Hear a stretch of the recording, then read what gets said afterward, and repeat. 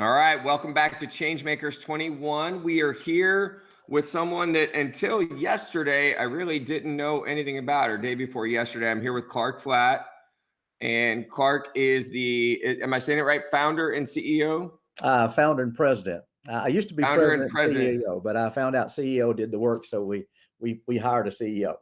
we That's perfect. Of an organization called the Jason Foundation. And we're going to get into the Jason Foundation here in just a little bit and really your mission behind it. But one of our change makers that we spoke with mentioned his involvement with your organization. So you were, I have to say, a last minute addition to the change makers lineup, and one that I couldn't be more honored to bring in. The mission of this, Clark, as you know, and we've talked about, is to tell the stories that probably aren't being told. And yours is one of those. And it's amazing what you do and the lives that you've touched, the undoubtedly tens of thousands of people that you've had an impact on. And so that's the premise of how I want to lead into this. And then I'd like to just really turn it over to you and ask if you could share a little bit about your story, a little bit about the Jason Foundation, and let's go from there. Sure, that sounds great. Well, you start out just with about me. Yeah, about you. Okay, yeah, I really came from the for-profit world. I owned a small insurance company for 20 years, and really had the all-American life. The house that was overlooking the lake and the sports cars, and had the two kids, the dog and the cat, wife. All this was really going well until July the 16th, 1997. July the 16th, 1997, I lost my youngest son, Jason, to what we call the silent epidemic of youth suicide. It was not something where he was struggling with this. If you looked at Jason, what's the scary part of this? The all-American young man. And let me preference what all-American is. That's different for different people. He wasn't their straight A student or the all-state in football or basketball. He was your solid BC student, like his good old dad. Very good in athletics, but it wasn't that star level where he was going to be going to Division I schools. Had a good life. The company was going well. Really didn't see any issues around until that day on July the 16th. Unfortunately, when this thing called the silent epidemic of youth suicide took Jason, who was at 16 years old at the time. As we talked before we started filming, that this is traumatic. No matter how you lose a young person, if you lose a child, it doesn't matter whether it's through a car accident or a drug overdose or suicide. It is a very traumatic, life-changing, life-impacting, not only for the family, but for those people that are close to that individual. And that's what happened when we lost Jason. I lost him. I just said, this doesn't happen to families like ours. It doesn't happen to families that are what some people would say functional, middle income, upper middle income. Everything was just going great. There was no drug or alcohol problems, no mental health issues that we knew of at that time. And so this was something that shouldn't have happened. Why did it do it? And I had a friend that kept asking me, do you understand what happened? And I remember really the start of the Jason Foundation was me going into my insurance company and going in front of my old Radio Shack computer that was top of the line back then, and typing in youth suicide. The first thing that came up was, at that day and time, youth suicide was the third leading cause of death. It was that one sentence that got me thinking. As a parent, I'd gone to every PTO, every PTA, every church meeting, anything that was out there that would tell me how to keep my two boys safe, how to give them the best life that I could give them.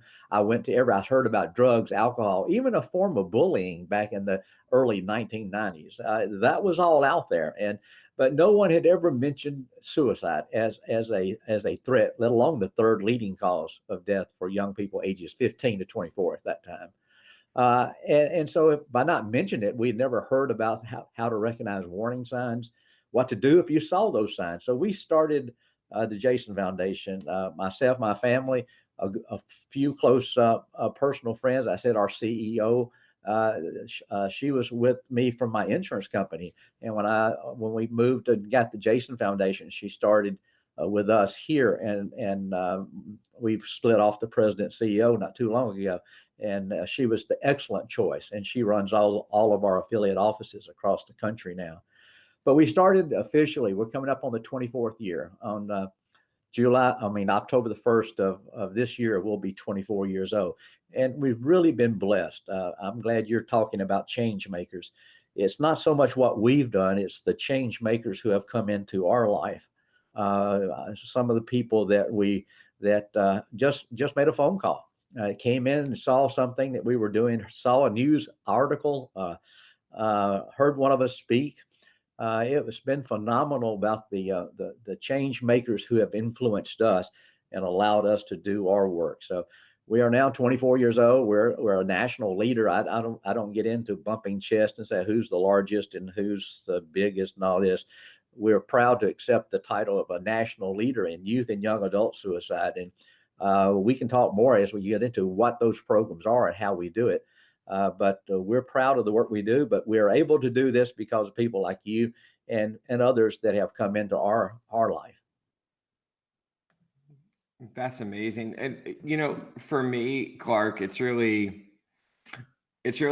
interesting to hear how people get started. In yours, obviously, there's that major catalyst of something tragic happening. And there's a movie, Shawshank Redemption. Yes. And I don't know if you've seen it, but at the end, Morgan Freeman says you can get busy living or you can get busy dying. And when something tragic happens, a lot of times people will just kind of sit back and adapt to what's happened, but not adjust and grow. And you did something really amazing. So I'd like to, I don't know if you're going to know this off the top of your head, and I'm not really big on prefacing or preparing for interviews because I want it to be natural and authentic. But do you have any idea how many total kids you've spoken in front of or your organization has talked to? Just a ballpark? I was looking at some figures that were up through 2018, and we had impacted over 8.5 million lives at that point. That's not using, some people, like you say, some people count things really differently. You put something in a newspaper that has a readership of 500,000. So you say, well, 500,000 people read this. You don't know that. So we leave those things out. Those are icing. Those are things that we do. We're talking about people who actually were at a seminar, or participate. Social media is big for us over the last few years.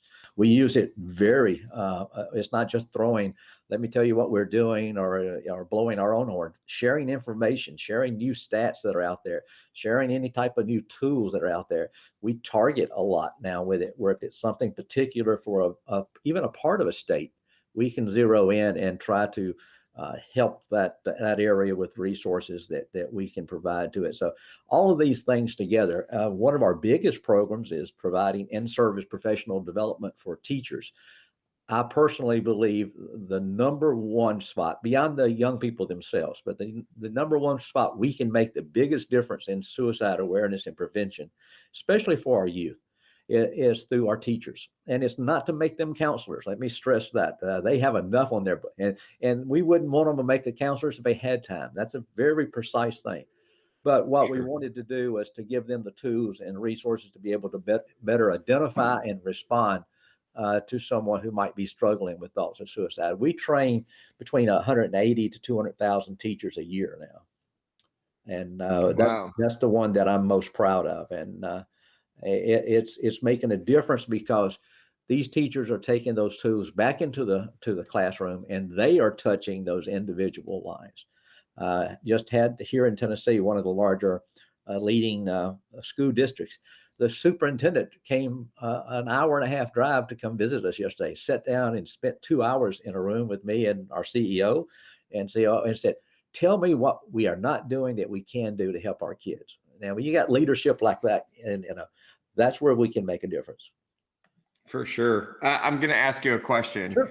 And it just, you never know what you're starting, what it will become. No. So I have a question for you. And this is just I just thought of this. What did you expect would happen when you started this? I mean, obviously, there's no chance you could have No, foreseen no, what it has no. become. I would But like. what were you hoping to accomplish? I get invited to a lot of nonprofit seminars where it's not about us and our particular mission on suicide prevention, but how did you start this? Not how did you grow it from where you are to a national leader, and how did you? I'd love to tell them it's because I'm a wise, smart business person, and I made this 5-year plan, 3-year plan, and in fact, one of our boards early on said we need to have a 3 and a 5-year plan. And I said that'd be wonderful, but it's not going to be relevant because it'll change by tomorrow. Really what started, we started this, we got that group together. And I said, as I was mentioning, as a parent, the PTOs, the PTAs, the churches, no one was talking about suicide being Right. even a threat to their, especially if you were a middle income, a mom and dad and, all American type family. That doesn't happen to us. But that's exactly the kids that we were and still are losing today. That better than average kid, that kid that you would look at and says has everything to live for. We started a parent seminar and we got volunteers to come in. They were teachers, pastors, just businessmen and women. We got together a small little program and we used some clinicians out of Vanderbilt and some places I had been working with, and did a parent seminar. And our dream was someday to cover the state of Tennessee with these and be a part-time. The only reason we became a 501c3 is that I had my company. Of course, we had a CPA firm and we had an attorney firm that represented us. They wanted to do something to help, and what they were good at was filing things. So the attorney said, become a 501c3. At least you have a functioning framework. You'll have something. If somebody wants to help you do this stuff, they can write you a check and take it off their taxes. And so that's the only reason I filed for 501c3 was they said, we'll do it for you. Just give us the blessing. We'll set it up. Probably the biggest thing that happened to us 1998, we had a youth board. Instead of just our regular board, we had a youth board. It was hard to find them things to do. I mean, they were so energetic. They was wanting to do, and we didn't want them to sell donuts, do car washes, right? We wanted them to help with our mission. They came up with an idea of getting us a national spokesperson. Now this is the funny part. In 1998, nobody knew about us outside of Nashville, Tennessee, and not many people in Nashville, Tennessee knew about us. So they wanted a national spokesperson. I gave them the job to do that, just to give them something to do, to be honest with you. And I said, take a couple of 3 meetings to do this. You got to think through it well. And they came back to me and said, we want Philip Fulmer, who was then head coach of the University of Tennessee. I'd never met Coach Fulmer. I'd never talked with him. And I told him, fine, write him a letter. I want to see the letter before you send it. We'll ask him to be national spokesperson. They wrote a great letter and told what we were trying to do and sent it to him. He called 2 weeks later and said, can you come to Knoxville? He said, I want to do anything I can to help a young person. And when I can't help them anymore, you tell me and I'll step aside. You put somebody else in here. And he became our spokesperson in 1998. What was changing about that is he picked the phone up and called Mark Richt. He called Nick Saban. I can go on with the names that he called and said, let me tell you what I'm part of. You need to be part of this too. And then that started us outside the state. Then that started getting other people involved. And then we said, hey, really what was the impetus? The insurance company I owned, I had an exclusive contract. I won't say who the people were, but they came to me and they said, you need to decide whether you want to be a nonprofit or whether you want to be own this insurance enterprise. And I said, my customers have any problems? Have any complaints? No. It was a financial thing, in my opinion. And so they gave me a choice of doing one or the other. And really, it was getting kicked out of the nest like a little bird. I wasn't going to give up the Jason Foundation, but and I think they knew it. And so I gave up the business. But you can tell I haven't missed a meal. And but getting kicked out of the nest was probably the best thing for the Jason Foundation. I mean, then I said, okay, this is just not, let's do something part-time. Let's do something now. This is it. How are we going to make this function? And been blessed with some great people. Coach Fulmer's still with us.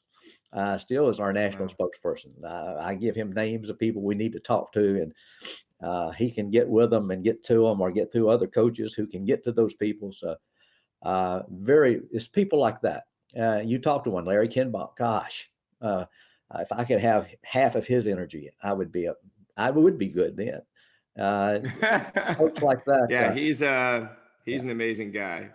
But He's that's one how of my we change makers. start, and it spread. No, it wasn't a plan. In fact, one of the issues I have now, we've talked about this on Monday, the size that we are. That I have people that are working with us and things that I used to know everybody and their kids, and there's people that I can meet now. They say, "Well, I'm one of your JFI reps," and I don't know it, and that's really I hate that part of it. It's necessary for our growth, and we have 160 affiliate offices across the country now. Oh So, my goodness, and they're located, 160. yeah, located in 41 states now. But we provide services to all 50. That just That's why these things are so much fun, Jim. Most of the time when I get a phone call, it's not that. Let me tell you what a great job you're doing. It's some kind of challenge, and that's just part of business. We are a nonprofit. We are trying to do good things, but as they say, no good deed goes unpunished. There's still the business world out there that we have to deal with, and we have to deal with other opinions. I was talking to a nonprofit last week, great little one starting up, makes me remember us. And my little speech is that everybody puts their arm around you is not hugging you. Some of them's going to put the bear hug on you because when you're small, everybody loves you. When you get larger, you become a target. And I don't like that part Right. of it. I don't like that part of the nonprofit. We're trying to even elevate other people who do the same things that we do. There's so much to be done. I told you very briefly, and this might segue you where you want to go. I know we got to keep this in your time frame, but when I lost Jason, it was the third leading cause of death for young people, 15 to 24. Today in our nation, suicide's the second leading cause of death for ages 10 to 24. How many people are out there? How many people of you that don't realize 10.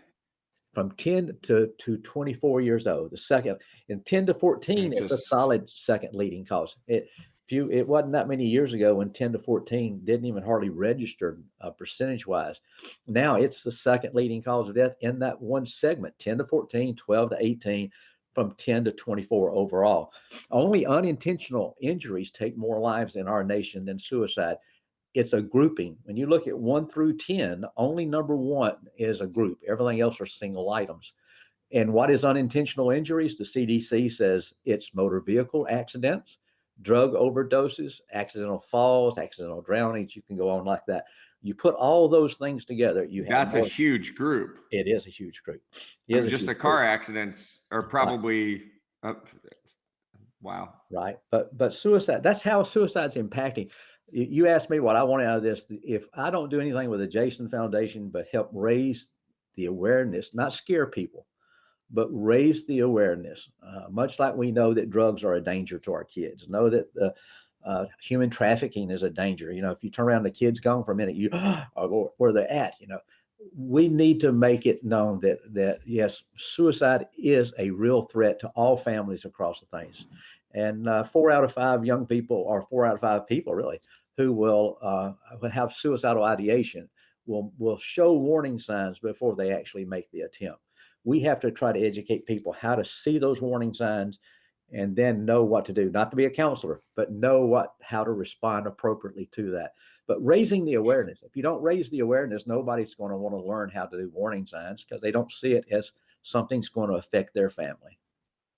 Yep.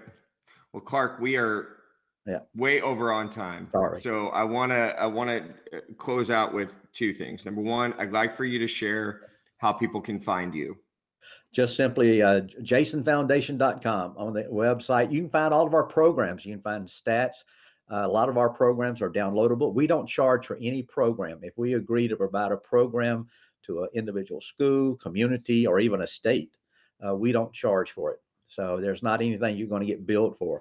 A lot of them are downloadable. A lot of our tools and resources are downloadable. Just jasonfoundation.com.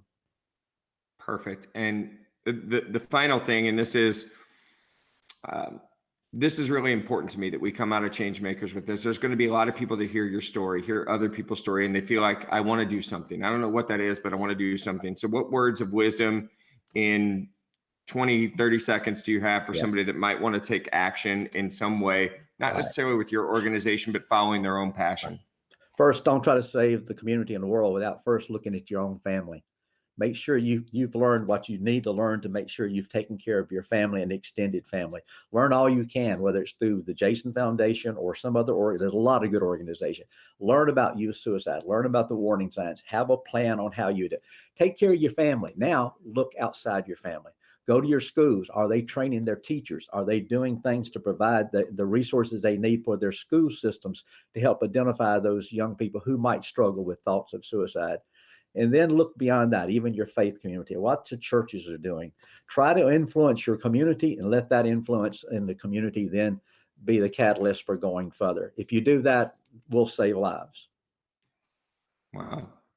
Clark, that is absolutely amazing. I want to say thank you for taking the time out to be a part of this. Thank you, Larry, for introducing us to Clark. So what you're doing is amazing, sir. Keep up the great work. And well, keep in touch with me. I will. Guys, we've got more Changemakers coming up, so stay with us. A little bit more to cover before the night is over. Clark Flatt, thank you so much for being here. TheJasonFoundation.com. Make sure you guys check it out. Thank you.